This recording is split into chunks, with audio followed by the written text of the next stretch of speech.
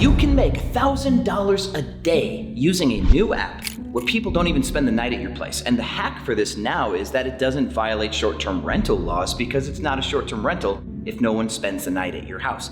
The app is called Peerspace. You could legit build a 7-figure per year business doing this. I'm testing out luxury spaces, and like I just told you, I made $1,000 yesterday. I've got another booking tomorrow. Some of these bookings that I'm acquiring as much as $2,000 per day.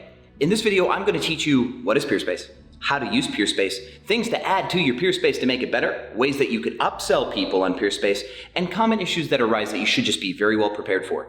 If I had a video like this, I would have made $900 more on my first booking.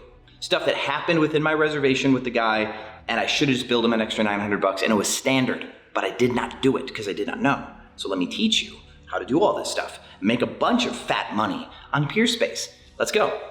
Welcome back, Airbnb family. So if you see the hat, that likely means that I hit the gym and I need to shower, and I'm just being polite so you don't have to look at disheveled version of me to hide the hair that you don't have to see because it's a mess. Even though it's better than it used to be. I did get hair surgery for those of you who are wondering.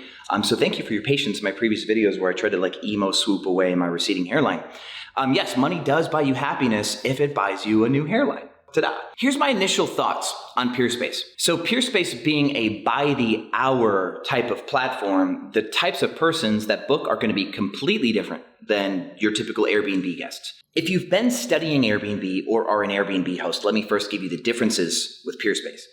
People book by the hour, not by the day. They're not allowed to sleep there or spend the night. They're using it for business purposes, either video productions, photo shoots, meetings, or events that they are hosting.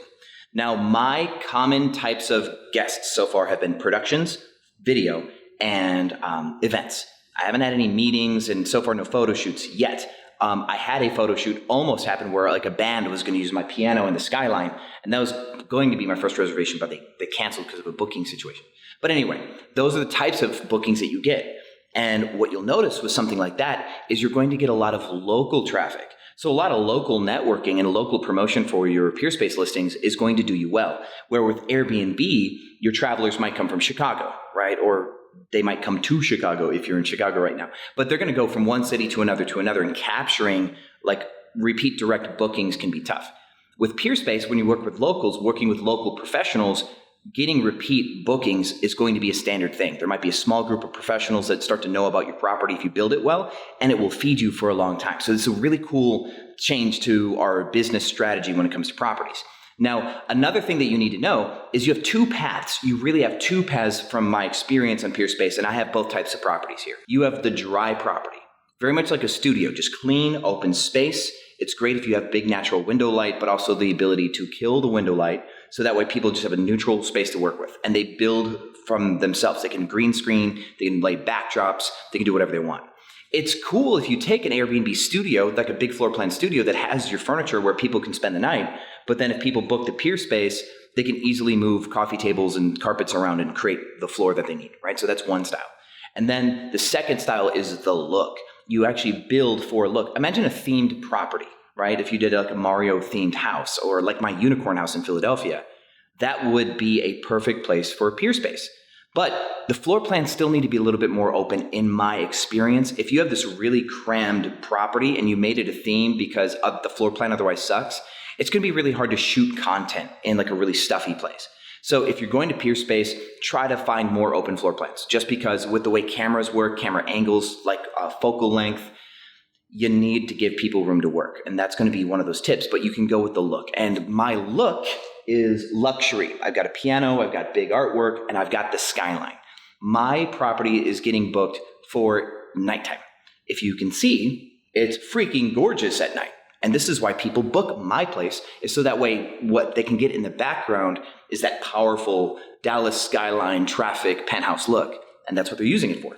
So in my world, there's very few people on Peerspace that have both a skyline view and a piano and big windows like this. I think I'm a one-of-a-kind property. And that's what you want to try to do on Peerspace. You can either have price-competitive neutral properties where people can get in, like in a way, it'd be like conveniently located, kind of like easy neutral studio space, or you do these one-of-a-kind properties that people will come far and wide to buy your place. And now you're going to need to add some stuff. You need more than just a powerful place that could just go on Airbnb because it's furnished well. You need some extra things. If you look behind me, see that curtain? That curtain's on what's called a C-stand. Those two things back there, those are C-stands. C-stands are great because they can go like 10, 12 feet high and they can put lighting on it. So what you need, the main things you need C-stands, you need curtains both for sound and light because these curtains will soak some sound, helps with the echo, and it can cut light. Like last night's booking that I had, they were using artificial light inside, and that artificial light was bouncing off of that white wall and then would cause a reflection on the window. So they used black curtains to keep the reflection off the white wall down so that way this window skyline view didn't have any obstructions in the shot. A lot of professionals will provide their own C-stands and their own like curtains, but if you have them, you can start to get a clientele that doesn't have their own gear. And so there's some stuff I supply for free, which is C-stands, sandbags, and curtains. I supply that stuff for free. Then you can have some stuff that I think you should be able to upsell. You can just charge people like a flat rate for it. And by having the stuff, you also open up your world to another type of booking. My very first booking used this. It's a type of softbox, but it casts light in all directions. My very first booking also used this one. As you guys have seen this stuff before, right? There's nothing new. But what I do is the soft boxes themselves are a different product than the light source. These light sources are a separate cost.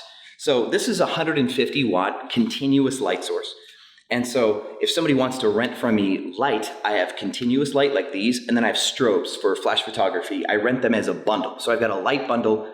I've got a soft box bundle on my Airbnbs.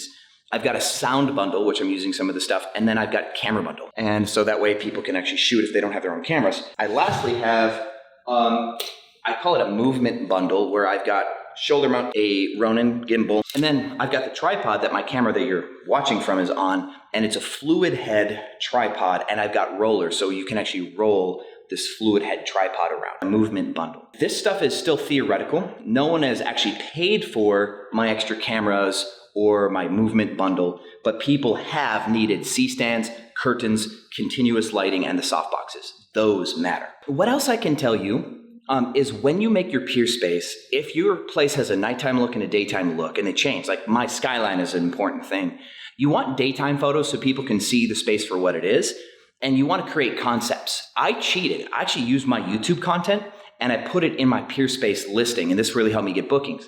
I did a kitchen video to teach you guys how to do kitchen stuff on Airbnb, just so I could get a kitchen video shot so I could show proof of concept for the kitchen, and it worked. And then of course I've got different concept shots that use different parts of the place. So I've got daytime, like real estate photography. Then I've got concept photos of like what the space has been used for. And then I have nighttime photography so people can see what the skyline looks, how the inside and the outside looks at the same time at night. And this gives people a range where they can imagine how to use the space. And this is super important, guys. What you need to do is you need to be able to not only provide a space that creators can use, but you'll make more money if you can help them be creative. If you can give them a look, be like, hey guys, do this in my place, and you'll make a lot of money. Check how cool this is, right? That content's gonna look fire. Then people will book your space to get a specific shot that you already showed them that they could get. Some of the best performing Peerspaces out there are these studio warehouses that have like 10 different looks. So they've got one that's got like a neon cactus, and then they got like a retro theme, and then the whole Mario thing, and then they got the clean studio space. And groups will book this and shoot like a ton of content with a ton of models all at the same time. There's a good use case for that. So you can either provide a variety of looks and like rent a warehouse and try to get a low cost per square foot, or buy the warehouse, get a low cost per square foot, and then turn it into like this, Willy Wonka wonderland of photography and video. You can do that. Otherwise, you can have one specific look that you've like really niched down and do. But no matter what you provide, you need to show them what it's capable of. So then there's the other stuff that you need to plan for. You can charge per guest and you charge per hour, and you should be prepared for both of those to get violated at a whim. My very first customer that I had said that he would arrive with 6 people and that he'd be booked for 4 hours. Well, he arrived for like 13 and he stayed for 5. So there was an hour of overtime that I should have charged him, and you can charge like the same hourly rate or 1.5x of your regular rate for overtime. And then you can have different brackets where, if they show up with a certain number of guests, the number changes. And so I had a price for 7 guests, and then I had a price for 11, and he went to 13, so he actually upped 2 brackets. So my $200 per hour listing, I was able to add another $200 per hour to him and add another hour on top of it. So actually I would have made 400 plus 200 times 4. I would have actually been able to bill him for like $1,200 extra dollars. And even after Peerspace's service fee, that would have been like an extra $1,000 in my pocket. I could have charged him for that, but I didn't. What's cool is they do give you 72 hours in order to ask people for the overtime money or the extra guests, which is cool. So you can try to get the review done before that 72-hour mark. As soon as somebody's reservation ends, you get an email. Like as soon as it ends, you get an email. And that email has leave a review and ask for like overtime or extra guests. You can try your best to get them to leave your review instantly before they leave. And so basically, if they do stay 15, 20 minutes late, you go, hey, can you check your email right now? Here, there's going to be a review thing. Hey, let's just so we don't forget, can we do the review? If you can get them to do it in person before they leave, life is good. And then you can add the overtime and stuff. Because, a lot of you hosts out there who are, people who are Airbnb hosts, one of the things we're always worried about is asking for money that we're owed, but also having the review being left. So we don't want people to retaliate and leave a negative review. There is a strategy for that. If I was going to speculate on the cheaper side, I think this could be like a really good model. You get a good, clean, open space, nothing too large, like a small studio with higher ceilings though, and good window light. Charge $40 or $50 an hour. In Dallas, that's like regular studios charge about $50 an hour just for the room. And then you can sell add-ons for decently cheap.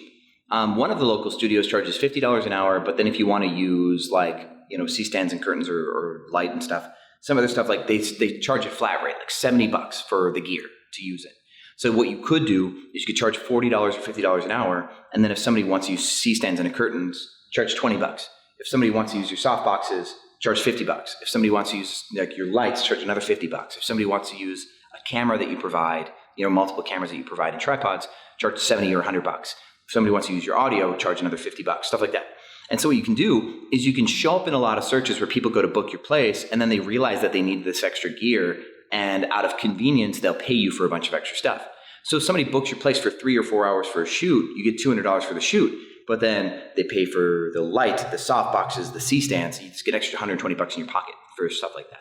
And so now you got paid $320 for a 4-hour shoot. And if they do this twice a day, it's like $650, and that's for a cheap place. Otherwise, you could charge by the hour for it. And, in my place, obviously, I'm charging multiple hundreds of dollars per hour, and I'm getting people to book like full productions, giving me $1,000, $2,000 a day. There will be more Peerspace content to come, so stay tuned for that. Like, follow, subscribe if you want to know more about how to turn your property into a cash flow machine. That's why we're here. Thank you so much for watching this video, and I'll see you on the other side.